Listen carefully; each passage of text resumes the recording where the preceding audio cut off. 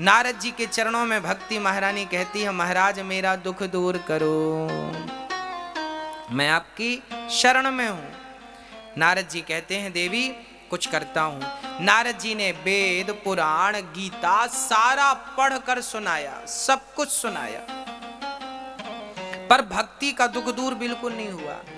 तब आकाशवाणी हुई, सत्कर्म करो। नारद जी सत्कर्म की खोज पर गए। बद्रीनाथ में 4 संत मिले, सनक, सनंदन, सनातन, सनत कुमार। इन चारों संतों ने कहा, नारद जी कथम ब्रह्मन दीन मुखा कुतश्चिंतातुरो भवान त्वरितम गम्यते कुत्र। आप बताइए हमें आपकी उदासी परेशानी का कारण क्या है। तब नारद जी बोले कि भक्ति जैसी नारी दुखी है आज कलयुग में, ज्ञान वैराग्य दुखी है, तो औरों की क्या हालत होगी। तब सनकादियों ने कहा, नारद जी श्रीमद् भागवत की कथा यदि भक्ति ज्ञान वैराग्य को सुनाई जाए तो इस कथा से उनका दुख निश्चित ही दूर होगा। नारद जी ने कहा, महाराज मैंने गीता वेद पुराण सब सुनाए, दुख दूर नहीं हुआ तो क्या भागवत से होगा। हाँ, दूध से ही घी बनता है, दूध से दही, दही से मंथन, मंथन करो दही का, मक्खन पकाओ घी, दूध से ही घी निकलता है। फिर भी जो शक्ति घी में है वो शक्ति दूध में नहीं है। घी से आप पूड़ी बना सकते हैं, क्या दूध से पूड़ी बनेगी।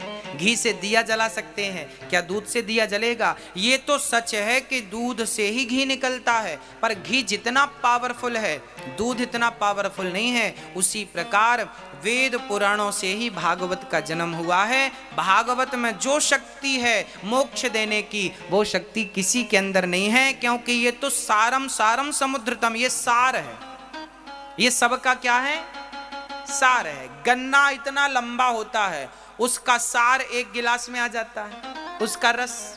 उसी प्रकार 4 वेद आप कहां पढ़ने जाएंगे। 18 पुराण में सबसे आखिरी में लिखा गया है श्रीमद् भागवत पुराण। 4 वेद होते हैं, सामवेद, ऋग्वेद, यजुर्वेद, अथर्ववेद। इन चारों वेदों का सार भागवत है और 17 पुराण का सार ये 18वां पुराण भागवत है। ये सुन लिया तो सब सुन लिया, तो ये सार है। अब नारद जी महाराज को बात अच्छी लगी और नारद जी ने कहा, तो सुनाओ। तो बढ़िया बद्रीनाथ से संत चले, हरिद्वार की धरती पर बैठे, गंगा का तट था, बढ़िया सी बालू बिछी थी, 4 आसन लगाई, सनक, सनंदन, सनातन, सनत कुमार के लिए। कथा प्रारंभ हो गई, कथा प्रारंभ हो गई। सदा सेव्या सदा सेव्या श्रीमद् भागवते कथा।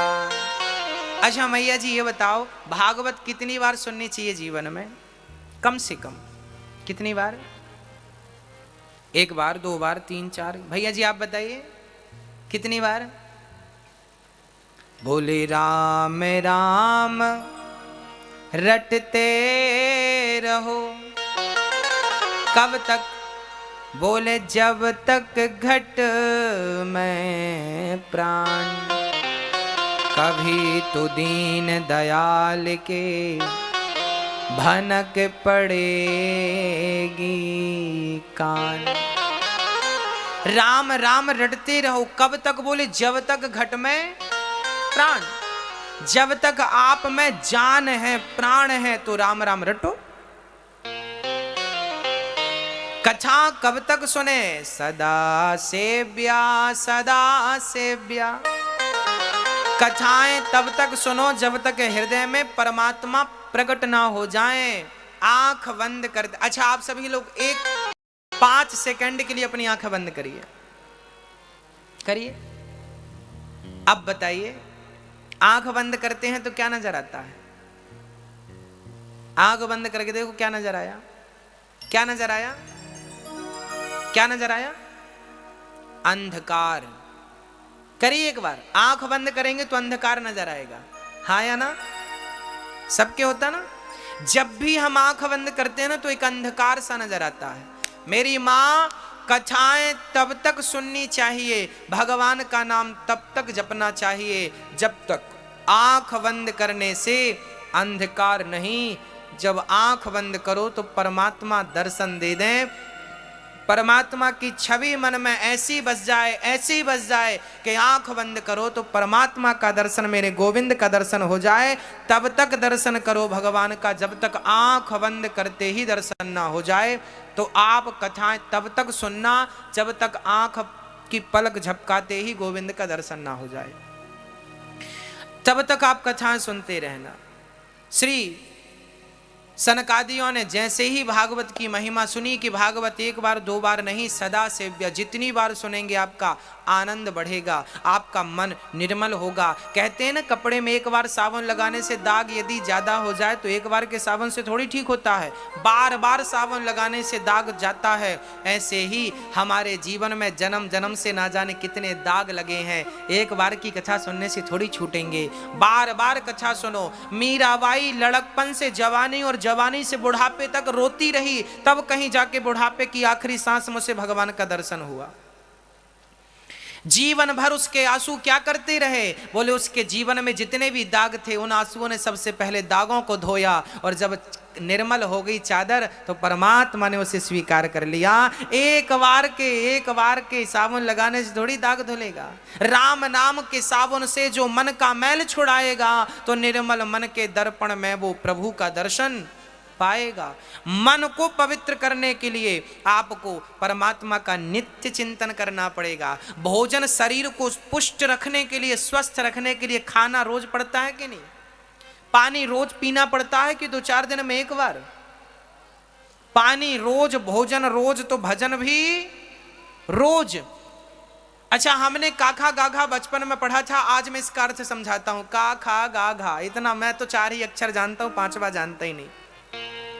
इससे आगे जरूरत ही नहीं पड़ी जानने की। हमने बचपन में पढ़ा था काखा गाघा, इसका आज अर्थ समझाता हूं। का मतलब कृष्ण का भजन कर। का मतलब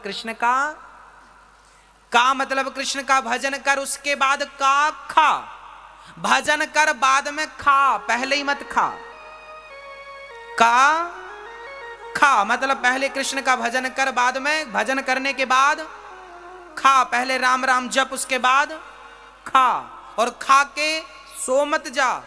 का खा गा, अब खा लिया है ना, पेट भर गया है। अभी तो बोल रहा था भूखे भजन न होए गोपाला, ले लो अपनी कंठी माला। अब तो पेट भर गया, अब तो राम राम जप, अब काहे सो रहा है? अब गा, का खा गा, राम का नाम गा, राम का नाम, कृष्ण का नाम गा गा। और यदि तूने गाया तो घा, फिर तू अपने असली घर को पहुंच जाएगा जहां के लिए तूने जन्म लिया है। काखा गाघा, बस यही है काखा गाघा। तो का खा गा, कृष्ण का भजन करो। पहले भजन करो, फिर भोजन करो। भोजन करने के बाद फिर भजन में लग जाओ, और ऐसा करने से आपको अपने असली घर की प्राप्ति होगी। जिस लिए यात्रा शुरू हुई थी वो मंजिल प्राप्त हो जाएगी। तो कथा प्रारंभ हुई, नारद जी ने कथा सुनी, कथा की महिमा सुनाई गई, भक्ति महारानी प्रकट हो गई, ताता थैया करके नाचने लगी। वृंदावन से हरिद्वार की तरफ भक्ति महारानी गई। अच्छा, ये भागवत किसे सुनाई गई? सनकादियों के द्वारा भक्ति, ज्ञान और वैराग्य के लिए। कथा की महिमा सुनते ही भक्ति का, ज्ञान का और वैराग्य का दुख दूर हुआ। भक्ति ताता थैया करके नाचने लगी और गाने लगी। भक्ति सुतौ तौ तरुणौ गृहीत्वा प्रेमैक रूपा सहसा विरासीत्। श्री कृष्ण गोविंद हरे मुरारी नाथेति नामानि मुहुर्वदन्ति। श्री कृष्ण गोविंद हरे मुरारी, हे नाथ नारायण वासुदेवा। श्री कृष्ण गोविंद हरे मुरारी, हे नाथ नारायण वासुदेवा। एक बार सभी बोलिए, बोलिए श्री कृष्ण गोविंद हरे मुरारी, हे नाथ नारायण वासुदेवा। श्री कृष्ण गोविंद हरे। जोर से, श्री कृष्ण गोविंद हरे मुरारी, हे नाथ नारायण वासुदेव। श्री कृष्ण गोविंद हरे मुरारी, हे नाथ नारायण वासुदेव। श्री कृष्ण गोविंद हरे मुरारी, हे नाथ नारायण वासुदेव। श्री कृष्ण गोविंद हरे मुरारी, हे नाथ नारायण वासुदेव। भक्ति महारानी कीर्तन करने लगी और भाव पूर्ण ये कीर्तन करने लगी। भक्ति महारानी ये कीर्तन करती है, श्री कृष्ण गोविंद हरे मुरारी, हे नाथ नारायण वासुदेव। भक्ति महारानी प्रकट हो गई, महाराज मैं कहाँ बैठ जाऊं, मुझे जगह दीजिए। तब संतों ने कहा ये भक्त बैठे हैं, इनका हृदय खाली है, जाओ इनके मन मंदिर में जाकर बैठ जाओ। तो जितने कथा प्रेमी होते हैं ना, भगवान कहाँ बैठते हैं, उनके मन मंदिर में जाकर समा जाते हैं, बैठ जाते हैं। प्रिय भक्तों, अब नारद जी ने यहां एक डाउट रखा, एक संदेह रखा कि हे प्रभु, कोई पापी व्यक्ति कथा सुन के तर जाए तो आश्चर्य नहीं है, कोई पुण्यात्मा कथा सुन के तर जाए तो आश्चर्य नहीं है, पर जिसने जीवन भर पाप किया है, क्या ऐसा व्यक्ति कथा सुन के तरेगा? बोले हाँ, ये माने वह पाप कृतस्तु सर्वदा सदा दुराचारिरता विमार्गगाः क्रोधाग्निदग्धः कुटिलाश्च कामिनः सप्ताह यज्ञेन कलौ पुनन्ति ते। कितना भी बड़ा पापी क्यों ना हो, भागवत सुन के वो निश्चित तर जाएगा। कोई तरा? हाँ, एक पंडित जी थे। एक प्राचीन इतिहास सुनाता हूं, जो आपका इतिहास होगा, हमारा इतिहास होगा। जरा सुनिएगा, प्रेम पूर्वक ध्यान से सुनिएगा। एक पंडित जी थे, पंडित जी का नाम था आत्मदेव, उनकी पत्नी का नाम था श्रीमती धुंधली देवी। पंडित जी के जीवन में सब कुछ था मेरी माँ, धन था, पद था, प्रतिष्ठा थी, रहने को मकान था, खाने को बढ़िया रोटी थी और बढ़िया नाम भी था, मतलब कोई कमी नहीं थी। आत्मदेव जी का जीवन सुख में बीत रहा था। आत्मदेव जी के जीवन में मात्र एक चीज की कमी थी। क्या? उनके कोई संतान नहीं थी। क्या नहीं थी मेरी मां? संतान नहीं थी। आत्मदेव जी बहुत पूजा करते, यज्ञ करते, जब जो कहता जो व्यक्ति सब करते। किस लिए करते? कि हमारे घर संतान हो जाए, पुत्र हो जाए। पर दुर्भाग्य देखिए कि जो नहीं होना होता है ना, वो नहीं ही होता। पुत्र नहीं हुआ। आत्मदेव जी अब तो पुत्र की कामना ही आपने त्याग दी। कोई बात नहीं, नहीं हुआ सो नहीं हुआ, छोड़ो बात। कामना त्याग दी पुत्र की। अच्छा, आप तो फिर भी पुत्र की कामना छोड़ देते हैं, पर ये दुनिया वाले ना जीने नहीं देते। किसी के बेटा ना हो ना मेरी माँ, तो लोग बड़े ताने मारते हैं, फलाने की तो बेटा नहीं है, बेटा नहीं है, बेटा नहीं है। बहू के बेटा ना हो तो सास इतने डंक मारती है ना, जीने नहीं देती। सास से बचे तो जिठानी डंक मारती है, तो देवरानी डंक मारती है, तो पड़ोसी डंक मारते हैं। बहू नहीं, बेटा नहीं है, बेटा बहू के तो 5 साल हो गए, बेटा नहीं है, बेटा नहीं है। एक जगह तो ये सुनने को आया, एक सास बोल रही थी, फलाने की बहू के तो बेटा नहीं है, अभागिन है वो, बेटा नहीं है। हमने कहा उसके तो बेटा नहीं है, तेरे बेटा है, तेरी बहू के बेटा है, तो तुमने कौन सा गढ़ जीत लिया? हाँ? अच्छा, आप चाहिए, मैं आपसे पूछ रहा हूं, मुझे उन्हें गया पिंडदान तर्पण की चिंता नहीं करनी चाहिए। उनका पिंडदान स्वयं जगन्नाथ जी करते हैं, उनका श्राद्ध स्वयं जगन्नाथ जी करते हैं, क्योंकि जिनके कोई नहीं है उनके जगन्नाथ है। हर अनाथ, कोई ये नहीं कह सकता कि मैं अनाथ हूं, कभी ये ना कहना कि मैं अनाथ हूं। जिसके नाथ जगन्नाथ हो वो अनाथ कैसे हो सकता है? हमारे नाथ तो जोर से बोलिए, हमारे नाथ तो जगन्नाथ हैं, इसलिए हम अनाथ नहीं हैं। जिनके बेटे हैं वो बेटे पिंडदान करें, श्राद्ध करें, जिनके नहीं हैं वो चिंता ना करें, जगन्नाथ जी करेंगे। हाँ, बिल्कुल चिंता नहीं करना चाहिए। आप तो केवल सीताराम सीताराम जपो, नारायण नारायण जपो, आगे आप जानो, आपका काम जाने, हम जानते ही नहीं। अब तो आत्मदेव जी को बेटा नहीं था, बड़ी चिंता, घर छोड़ के पड़ोसियों ने ताने मारे, घर छोड़ के निकल गए। जंगल में एक संत जी ने कहा, कथम रोदसी विप्रत्वम काते चिंता बलियसी। क्यों रो रहे हो ब्राह्मण देवता, क्या हुआ? तब कहा, महाराज मैं बहुत दुखी हूं, मेरे बेटा नहीं है। अच्छा, मैं कितना भी समझा दूं आपको, पर जो बेटों की मोह ममता होती है वो जल्दी से छूटती नहीं। आत्मदेव जी के साथ भी यही हुआ, उनके भी मोह ना छूटा। संत जी से कहने लगे हमें बेटा दे दो। संत जी ने कहा बेटा तो नहीं, ये फल ले लो, पत्नी को खिलाना, बेटा होगा।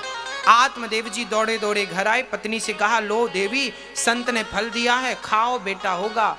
आज धुंधली ने वो फल खाया नहीं, गाय को खिला दिया। गाय को खिलाया तो गाय गर्भवती हो गई, और उसकी बहन ने कहा बेटा मेरा, मैं गर्भवती हूं, तू ले लेना, कुछ पैसे दे देना। धुंधली की बहन के 7 बेटे थे, ये 8वां था। उसके बहुत बेटे थे, धुंधली ने पैसे देके उसका बेटा ले लिया। जब उसके बेटा हुआ तो पूरा पैसा देकर बेटा ले लिया, डिंडोरा पीटा, बेटा हो गया, बेटा हो गया। नाम रखा धुंधकारी। गाय को फल खिलाया तो गाय को भी एक बच्चा हुआ, नाम रखा गौकर्ण। कान गाय की तरह थे, शरीर दिव्य था, तो नाम रखा गौकर्ण। एक का नाम गौकर्ण, एक का नाम धुंधकारी। अब दोनों बच्चे बड़े हुए। एक बच्चा तो बड़ा संस्कारी बना, गौकर्ण जी कथा सुनते, कीर्तन करते, यज्ञ जप तप करते, पर धुंधकारी मां के लाड़ प्यार से बिगड़ता गया। इतना बिगड़ा, इतना बिगड़ा, इतना बिगड़ा, इतना बिगड़ा कि धुंधकारी एक दिन अपने पिता से बोला, पिताजी हमें पैसे दो। पिता ने कहा पैसे तो नहीं है, तो उठाई लाठी और पिता की पीठ में जमाई 4-6 लोग। आज आत्मदेव जी रोने लगे। आत्मदेव जी रोने लगे कि जिस बेटे के लिए हमने घर छोड़ करके जंगल में माथा पीटा था, आज वही बेटा हमें रुला रहा। आज गौकर्ण जी ने जानते हो पिता के साथ क्या किया? लाठियां बरसाई, पैसे दो। पिता ने कहा पैसे नहीं है, 2-4 और जमाई, पैसे दो, तुमने जमीन में गाड़ रखा है। आजकल के बेटे इतने दुष्ट प्रकृति के होते जा रहे हैं, क्या कहें। एक मैया हमारे पास आई, उन्होंने हमसे कहा कि गुरुजी हमारा बच्चा 5 साल का था। सुनना, यहाँ बैठे हर माँ बाप को ये बात बहुत ध्यान से सुननी चाहिए। एक मैया मेरे पास आई, उन्होंने कहा गुरुजी हमारा बेटा जब 5 साल का था तो उसने मोबाइल की जिद की, तो हम लोग पैसे वाले थे तो दिला दिया, ले मोबाइल। अब बेटा मोबाइल लेके स्कूल जाता, 5 साल का बच्चा स्कूल मोबाइल लेके जा रहा है, मोबाइल लेके जाता। फिर वो थोड़ा बड़ा हुआ, माँ से कहा माँ बड़ा मोबाइल दिलाओ हमें। माँ ने बड़ा मोबाइल दिला दिया, बड़ा वाला। अब बड़ा मोबाइल पाया, अब वो पढ़ाई लिखाई तो करे ना, दिन भर मोबाइल। और जब मोबाइल, अब फिर इसके बाद क्या हुआ, जब वो मोबाइल ज्यादा खेलने लगा, मोबाइल ज्यादा, तो माँ ने मोबाइल छीना। और जब माँ ने मोबाइल छीना तो उस बेटे ने अपनी माँ के गाल पे एक थप्पड़ जमाया जोर से। मोबाइल छीनती है। आपके बेटे को आपने पहले तो आदी बना दिया, आदि बना दिया, आदत बन गई। अब आप उससे मोबाइल लेंगे तो वो आपके गाल पे, वो माँ मुझसे बतला रही थी कि मेरा बेटा मुझे मारता है यदि मैं उससे मोबाइल लेती हूं तो। अभी वो बेटा 15-16 वर्ष का है और माँ पे हाथ उठाता है। पढ़ाई लिखाई हुई नहीं, मोबाइल खेलता रहा, ना घर का रहा ना घाट का रहा। आप हर माँ बाप से प्रार्थना है बच्चों को मोबाइल की लत ना लगवाएं, नहीं देर सवेर रोना भयंकर पड़ेगा। और अब पछताए होत क्या जब चिड़िया चुग गई, कहीं देर ना हो जाए, कहीं आपके बेटे आपको आंख ना दिखाने लग जाएं। इसलिए बच्चों को अच्छे संस्कार देना माँ बाप के लिए सबसे बड़ी जिम्मेदारी है। आज चुनौती है आपके सामने। बच्चे पैदा तो बहुत सारे कुकर सुकर भी बच्चे पैदा करते हैं। बच्चे पैदा करना आपकी जिम्मेदारी नहीं है, बल्कि बच्चों को जन्म देकर उचित संस्कार देना आपकी प्रथम जिम्मेदारी है। यदि आपने अपने बच्चों को योग्य नहीं बनाया, संस्कार नहीं दिया, तो बच्चे पैदा करना बेकार हो गया। हमारे यहाँ कहते हैं कि जननी जने तो भक्त जने, जननी जने तो भक्त जने, या दाता या सूर, या से तो बंध्या भली काहे गवावे नूर। जनो तो भक्त को जन्म दो, देश प्रेमी को जन्म दो, अच्छे लायक बेटे को जन्म दो, नालायक को जन्म देने की जरूरत नहीं। इससे अच्छा तो बांझ रहो तो अच्छा। हाँ, व्यर्थ की जनसंख्या नहीं बढ़ानी। शेर की जरूरत है, गीदड़ों की नहीं। धुंधकारी की माँ ने भी उसे पैसे देती गई बढ़ावा देती गई। आज बेटे ने माँ को मारा, पिता को मारा, आज पिताजी रोने लगे। हाँ, जब पिताजी रोए तो गोकर्ण जी ने ज्ञान दिया कि देहे स्थिमांस रुधिरे भीमतिम त्यजत्वम जाया सुतादिषु सदा ममतां विमुञ्च पश्यानिशं जगदिदं क्षणभङ्गनिष्ठं वैराग्यरागरसिको भवभक्तिनिष्ठः धर्मं भजस्व सततं त्यज लोके धर्मान। अच्छा, मेरा एक छोटा सा सवाल आपसे, प्रश्न आपसे, उत्तर आपको देना है, इसलिए प्रश्न अच्छे से सुनना। ये बताइए कि इस संसार में आपका क्या है? पत्नी को छोड़ दो थोड़ी देर के लिए, क्या ये बच्चे आपके हैं? क्या बेटा आपका है? क्या पत्नी आपकी है? क्या पति आपकी है? क्या खेती बाड़ी घर मकान बिजनेस व्यापार आपका है? यदि आपका है तो एक बार अपने दिल में हाथ रख के कहो कि आपका है। यदि आपका है तो फिर आपको ले जाना चाहिए था। आपके बाप दादे भी कहते थे मेरा है, पर जब गए ना तो कफन में जेब नहीं थी। याद रख सिकंदर के हौसले तो वाली थे, जब गया जमी से तो दोनों हाथ खाली थे। चलिए, मैं थोड़ी देर के लिए आपकी पत्नी, आपके पति, आपकी बेटी, आपके बेटे की बात नहीं करता, मैं आपसे आपकी बात करता हूं। अच्छा, ये बताइए, क्या ये शरीर आपका है? बेटा बेटी छोड़ दो, ये शरीर आपका है? हाँ या ना में जवाब देना है आपको। क्या ये शरीर आपका है? हाँ या ना? नहीं। यदि आपका है तो आपको बुढ़ापे में कम दिखने लगा, आपका था, आंखें आपकी थी तो आपने रोक लेना था ना। यदि शरीर आपका था तो कमर झुक गई, बुढ़ापे में आपका था तो रोक लेते। यदि शरीर आपका था तो बुढ़ापे में हाथ पांव कमजोर पड़ गए, आपका था तो रोक लेते। इसका अर्थ यह है कि शरीर हमारे पास होता हुआ भी हमारा नहीं। अब आप विचार करिए कि आपका शरीर ही जब आपका नहीं है तो आपकी पत्नी आपकी कैसे हो सकती है? आपका शरीर ही जब आपका नहीं हो सका तो आपका पति आपका कैसे हो सकेगा? आपका शरीर, आपकी हाथ पांव ही आपके ना हो सके। आप कहते हैं ना, शरीर का रोम भी हमारा नहीं है। जब ये हमारा ना हो सका तो पति पत्नी, बेटा बेटी, घर मकान दौलत, ये हमारे कैसे हो सकते हैं। सच्ची बात तो ये है कि हम सभी किराए से रहते हैं यहाँ, और एक दिन किराए के मकान को छोड़ के जाना पड़ेगा। कौन सा मकान किराए का? बोले ये शरीर जो है ना, ये भी किराए का है। एक दिन ये काया धरी रह जाएगी और हम चले जाएंगे। आपका शरीर रह जाएगा तो आपके इसी शरीर को लोग कंधे पे उठाएंगे और जला के आ जाएंगे कि नहीं? हाँ या ना? कहते थे मेरा मेरा मेरा मेरा साहब, तुम तो खुद जल रहे हो, कहां गए सब तुम्हारे? हाँ, कितने लोग चल बसे चले गए, आज तक कोई कुछ लेके गया? इसलिए ऐ मन मुसाफिर निकलना पड़ेगा, ऐ मन मुसाफिर निकलना पड़ेगा। ये काया कुटी घर खाली करना पड़ेगा। कि भाड़े के क्वार्टर को क्या तू संभाले। भाड़े का, ये शरीर भाड़े का, ये भाड़े के क्वार्टर को क्या तू संभाले।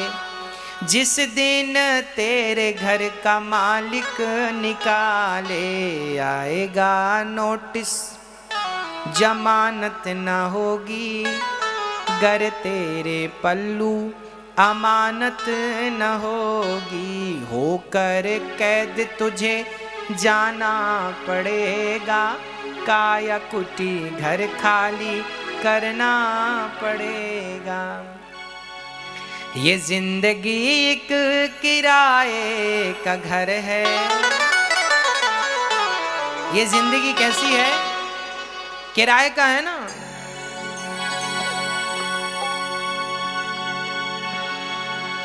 जब तेरी डोली निकाली जाएगी, जब तेरी डोली निकाली जाएगी, बिन मुहूर्त के उठा ली जाएगी।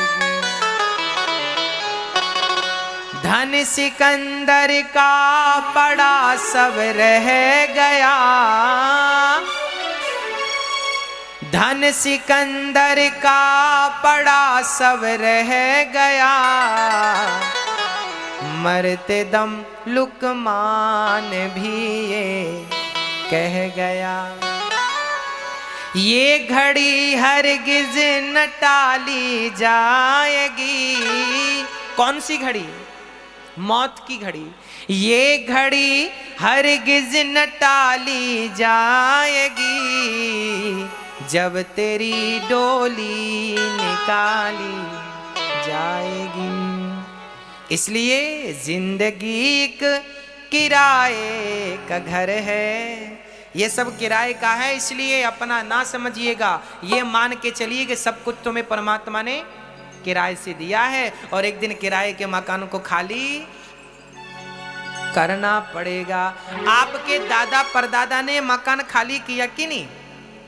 बोलो हाँ या ना? किया कि नहीं? मैया जी किया, तो हमें भी करना पड़ेगा कि नहीं? तो फिर जब किराए के मकान में है और रह रहे हो, तो फिर किराए के मकान को अपना नहीं मानना चाहिए, और आप लोग अपना माने बैठे हो। गलती तो ये हो गई, आप छोड़ने को तैयार नहीं है। अरे माने बैठे तो ठीक ठाक था, ये तो पकड़े बैठे हैं, छोड़ेंगे नहीं हम। बताओ आप में से कौन है जो स्वतंत्र आराम से मरना चाहता है, अर्थात मौत को हंसते हंसते गले। मरते समय सारे रोते हैं, मत मारो। क्यों नहीं मारे भाई? चलो खाली करो, कब से पड़े हो। झोपड़ी खाली करा ली जाएगी। ये जिंदगी एक किराए का घर है। ये जिंदगी एक किराए का घर है। एक न एक दिन बदलना पड़ेगा। दोनों हाथ उठाइए मस्ती के साथ और भाड़े के किराए को समझते।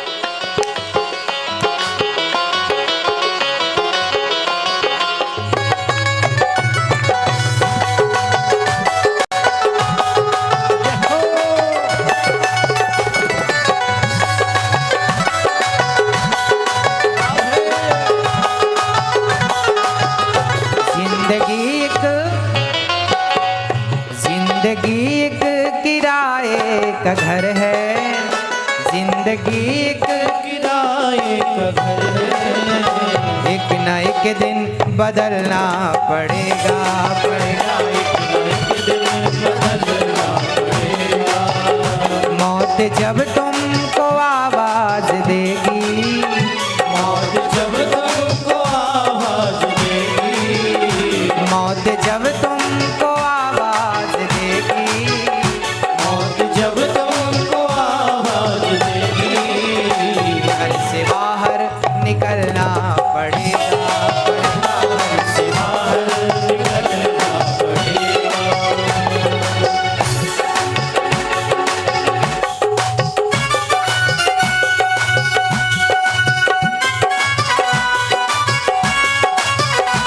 हरि बोल।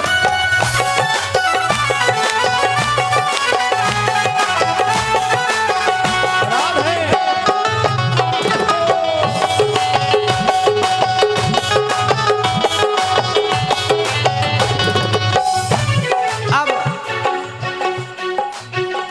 खास मिट्टी का हर इंसान है, बाद मरने के होना यही है। खास मिट्टी का हर इंसान है, बाद मरने के होना यही है। खास मिट्टी का हर इंसान है, बाद मरने के होना यही है। खास मिट्टी का हर इंसान है, बाद मरने के होना यही है। खास मिट्टी का हर इंसान है, बाद मरने के होना यही है। खास मिट्टी का हर इंसान है, बाद मरने के होना यही है। क्या होगा मरने के बाद? या जमी पर तो रब्बत बनेगी, या तो तुम्हें जमीन में गड्ढा खोद कर गाड़ दिया जाएगा, या जमी पर तो रब्बत बनेगी, या जमी पर तो रब्बत बनेगी, या चिताओं में जलना पड़ेगा, पड़ेगा या चिताओं में जलना पड़ेगा, पड़ेगा या चिताओं में जलना पड़ेगा, पड़ेगा या चिताओं में जलना पड़ेगा।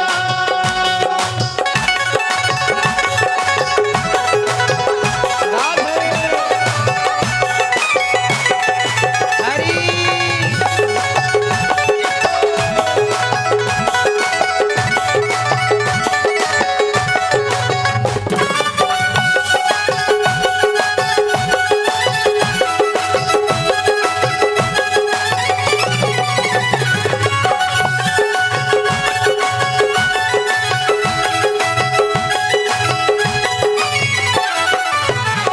रात के बाद होता सवेरा, देखना हो अगर दिन सुनहरा। रात के बाद होता सवेरा, देखना हो अगर दिन सुनहरा। रात के बाद होता सवेरा, देखना हो अगर दिन सुनहरा। रात के बाद होता सवेरा, देखना है अगर दिन सुनहरा। आप सुनहरा दिन देखना चाहते हैं तो क्या करना पड़ेगा? पैर फूलों में रखने से पहले, पैर फूलों में रखने से पहले, पैर फूलों में रखने से पहले पैर फूलों में रखने से पहले तुमको कांटों में चलना पड़ेगा।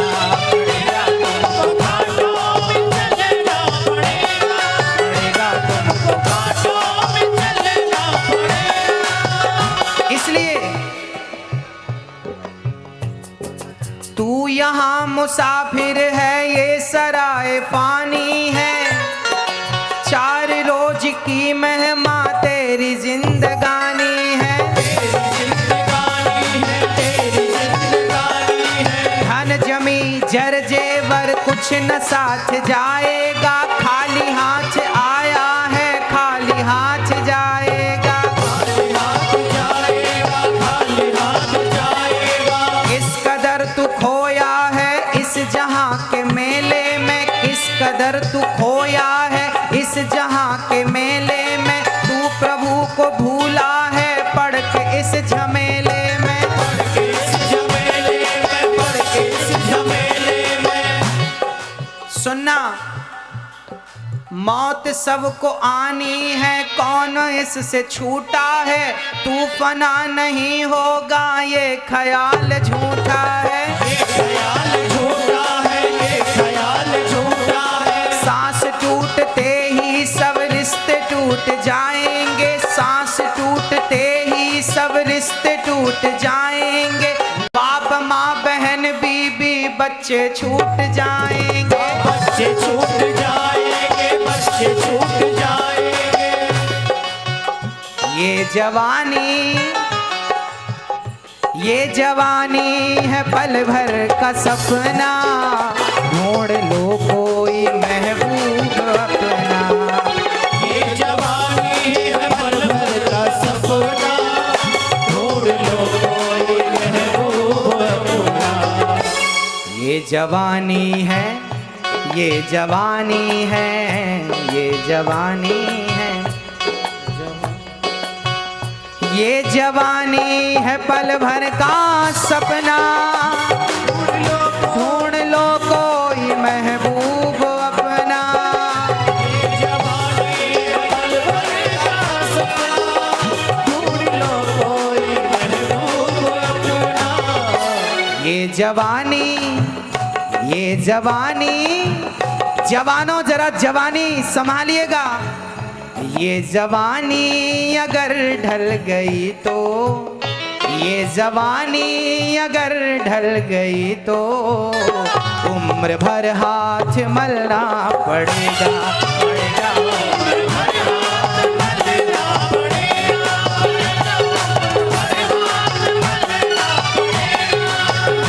जिंदगी एक किराए का घर है, जिंदगी एक किराए का घर है, एक ना एक दिन बदलना पड़ेगा, पड़ेगा, एक ना एक दिन बदलना पड़ेगा, पड़ेगा, एक ना एक दिन बदलना पड़ेगा, पड़ेगा, एक ना एक दिन बदलना पड़ेगा, पड़ेगा, एक ना एक दिन बदलना पड़ेगा, पड़ेगा, एक ना एक दिन बदलना। बोलिए भक्त वत्सल भगवान की। सांस टूटते ही सब रिश्ते टूट जाएंगे, बाप माँ बहन बीबी बच्चे छूट जाएंगे।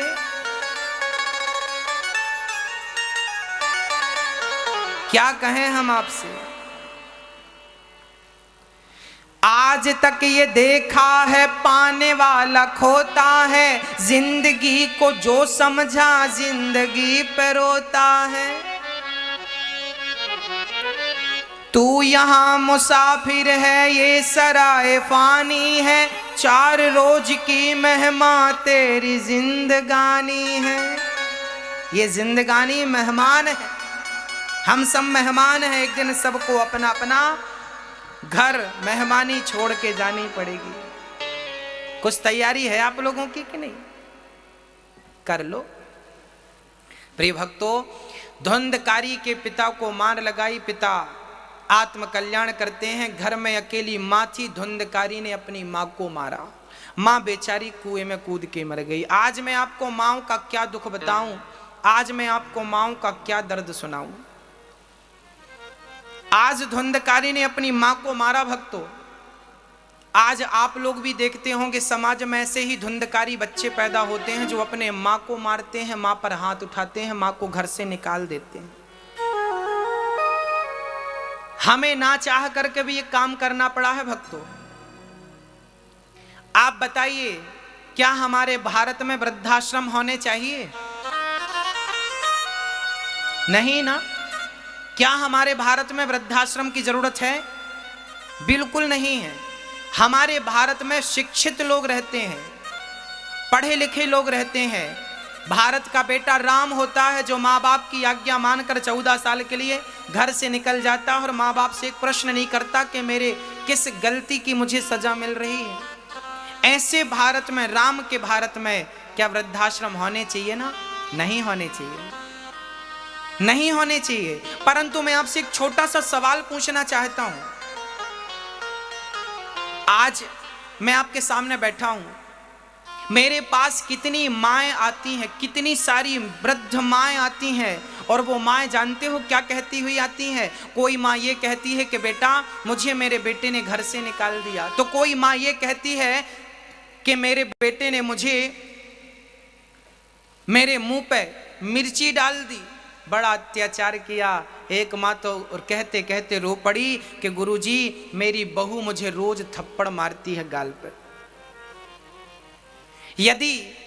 यदि मैं विरोध करती हूं तो वो घर से निकाल देगी, और घर से निकाल देगी तो मैं कहां जाऊंगी? बेटा भी नहीं सुनता और बहू तो सारे बर्तन मुझसे धुलाती है, और वो आके 2-4 जमाती रहती है पीछे से। पता नहीं लोगों की इंसानियत कहां चली गई, मुझे नहीं पता।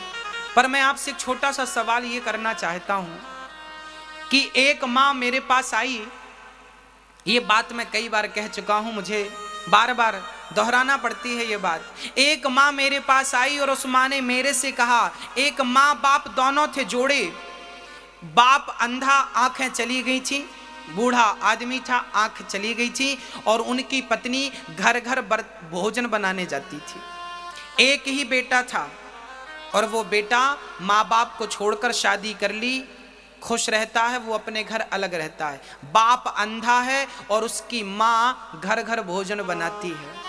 एक दिन वो माँ बाप ने मुझे एक पत्र लिखा और उन्होंने कहा कि महाराज जी मेरी आपसे छोटी सी प्रार्थना है। मैंने कहा कहिए। उन्होंने पत्र में लिखा कि मेरी अंतिम इच्छा ये है कि हम दोनों पति पत्नी को जब मर जाएं तो हमारी चिता को आग आप लगाना, अर्थात उन्होंने हमसे कहा। हमने उनसे प्रश्न किया, फिर वो मिलने आए, हमने उनसे पूछा कि आपने हमसे ये क्यों कहा आग लगाना, आपका बेटा है वो आग लगाएगा। तब उन्होंने कहा कि हमारा बेटा जिंदा अभी है, अभी हमको उसने जिंदा में जीते जी पानी नहीं पिलाया, भोजन नहीं कराया। तो जो बेटा हमें पानी नहीं पिलाता, अभी भोजन नहीं कराता, अभी बुढ़ापे में, अभी तो हमें जरूरत है ना बेटे की। अभी जब वो हमारा सहारा नहीं बनता, उसकी माँ घर घर भोजन बनाती है, 2 पैसे कमाती, अभी हाथ पांव चल रहे हैं तो कमा रही है।